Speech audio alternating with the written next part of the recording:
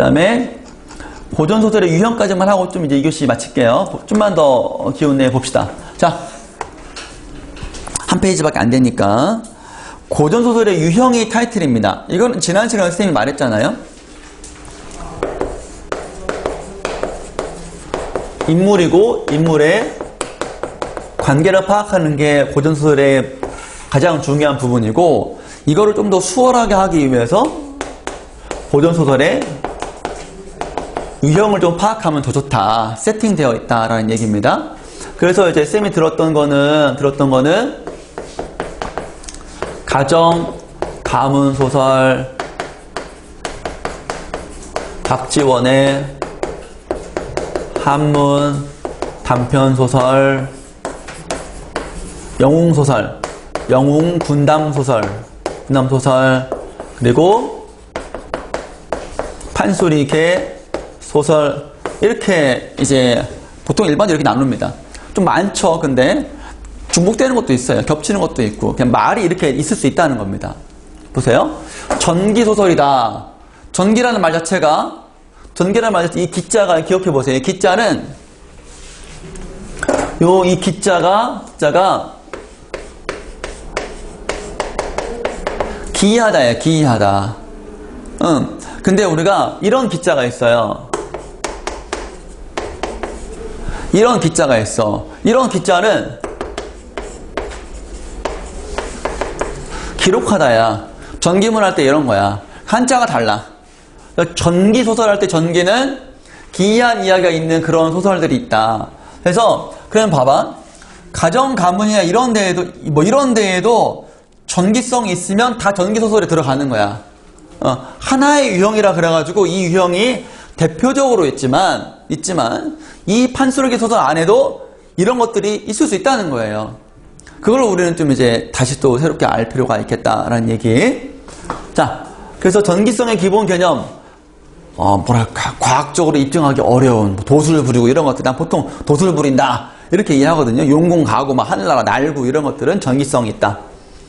이런 것들. 그래서 이생규장전, 남복사 저포기 이렇게 있고요. 그 다음에 몽유록, 몽자루 소설이다. 몽유록은 우리가 지난번에 한번 공부한 적이 있었어요. 원생몽유록이라고.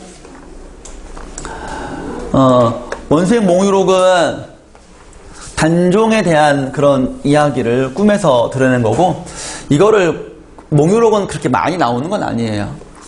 몽자류에 있는 게 조금 더, 몽유록보다 몽자류가 조금 더 많이 언급되죠. 대표작이 구운몽이잖아요. 구운몽 짝퉁이 옥루몽입니다. 구운몽의 형제작품이 옥루몽이고, 그래서 얘는 이제 몽자류에서는 환몽구조에서 현실과 꿈, 현실, 이것이 액자 구성이고, 내부 액자고 외부 액자고, 이런 것들이 이전 시간에 한번 했었던 것들입니다.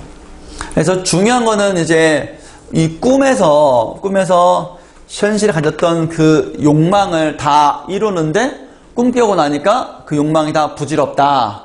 그래서 이때의 현실이 동일한 인물, 성진이라는 인물이 있지만 질적으로는 다르다. 욕망의 덩어리였다면 여기서는 욕망을 다 초탈한 그런 존재가 된다. 꿈이라는 걸 깨달음을 통해 가지고 그런 것들이 있습니다. 그 다음에 판소리계 소설.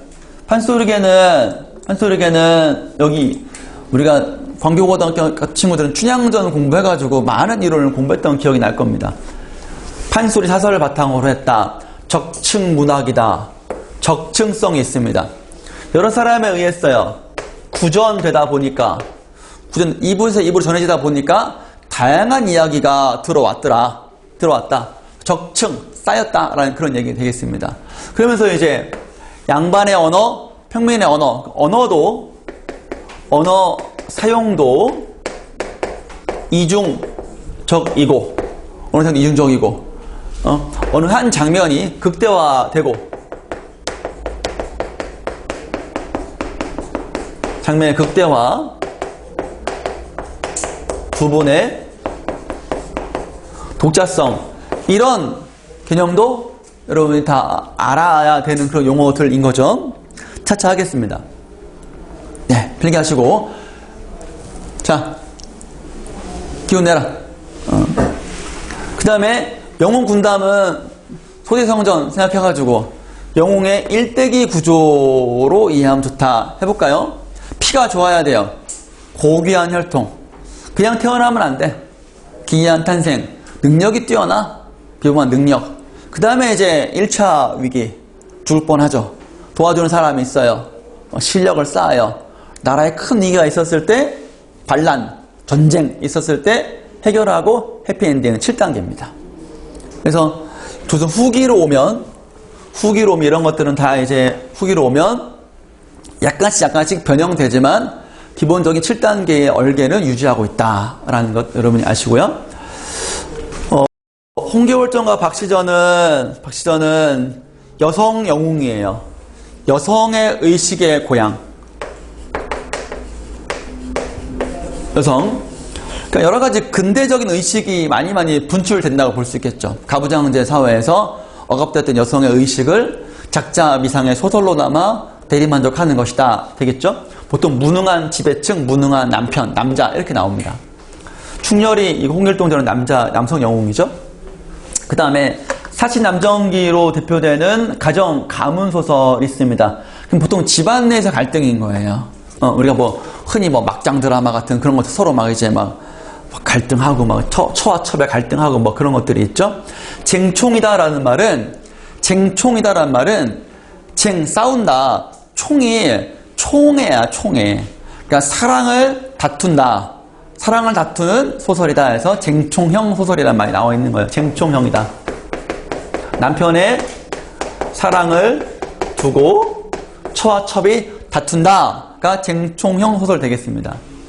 그 다음에 계모와 전처 소생과 장화홍련전 이런 것들도 충분히 가능하죠.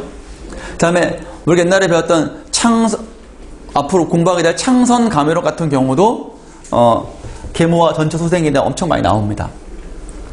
애정소설, 사랑이 주가 되는 소설이에요. 여기에 운영전이 예시되어 있는데 운영과 김진사의 비극적인 사랑 아닙니까? 운영에는 궁녀고 김진사는 외간 남자야. 사랑을 이룰 수가 없어. 비극적으로 죽잖아요. 사랑에 주된 거다. 여기에 다른 것들 들어가는 요소는 별로 없죠. 애정이 주가 되는 소설이다 되겠습니다. 채봉감 별곡은 이제 채봉이가 이제 주인공이 돼요. 또 나중에 공부할 때가 있을 것입니다. 풍자는 판수르게 소설과 박지원의 한문 단편이 같이 이제 풍자인 겁니다. 풍자는 주로 전기보다는 후기가 많이 나와요. 후기 이제 사회의 모순이 이제 바깥으로 노출되고 그러면서 이제 평민들에 의해서 무능한 지배층, 권위의식에 쩔었던 지배층에 대한 비판이 있는데 노골적인 것이 아니라 풍자와 해악으로 간접적인 방식으로 많이 나오더라라는 것이 있습니다.